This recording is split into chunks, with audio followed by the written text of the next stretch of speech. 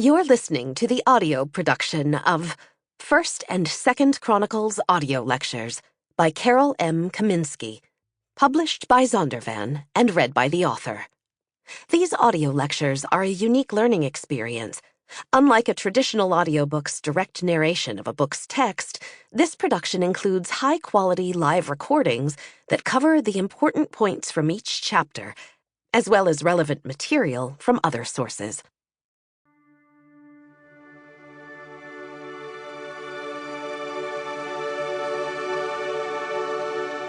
I'm just delighted that you are studying the book of Chronicles, because Chronicles is rich in theology. It is rich in themes like prayer, seeking the face of God, humbling oneself, crying out to God for help.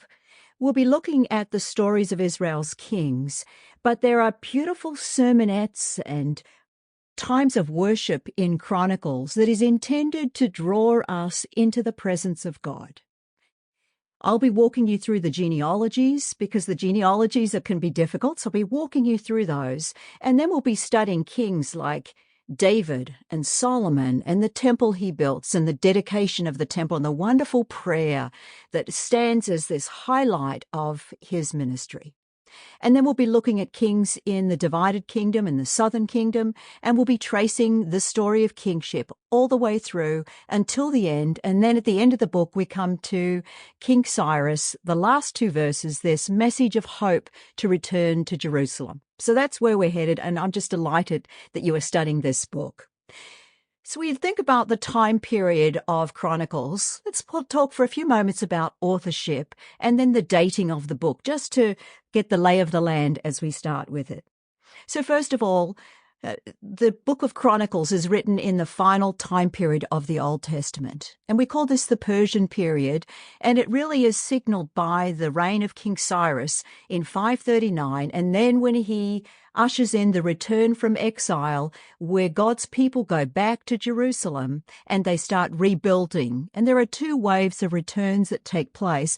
So the book of Chronicles is written in this final time period. So that's the first thing I want you to remember. If you think about the last 100 years of the Old Testament, when it comes to authorship, scholars early on have assumed and thought that Ezra wrote Ezra as well as First and Second Chronicles. And this is actually an early Jewish view. And one of the reasons why is, as you read Chronicles, you're going to notice that the last two verses that makes reference to King Cyrus, and King Cyrus who ushers in this return from exile, those last two verses are almost identical to the first two verses of Ezra. And so it has been assumed that Ezra was the author of both books. We know that Ezra, of course, is a scribe, he's a Levite, and he's a wonderful candidate for authorship. However, there's been some more scholarship in recent years, and Sarah Japheth is one scholar and Hugh Williamson is another one.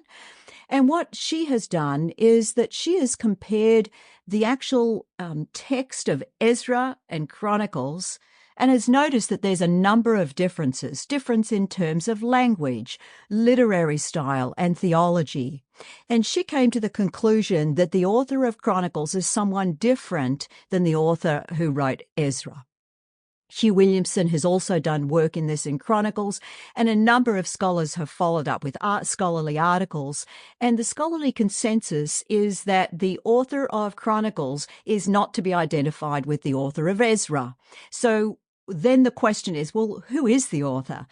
And you'll notice as you read through Chronicles that there is no name given to the author, and therefore it is common to refer him simply as the chronicler, the person who is writing this history of God's people. And so that's what I'll be using throughout this course, simply calling him the chronicler.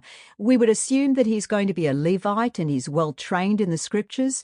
And so you're going to see then an emphasis on the Levites throughout and their importance in teaching the scriptures. So when it comes to the time period then, we've mentioned that this is looking at the last 100 years of the Old Testament.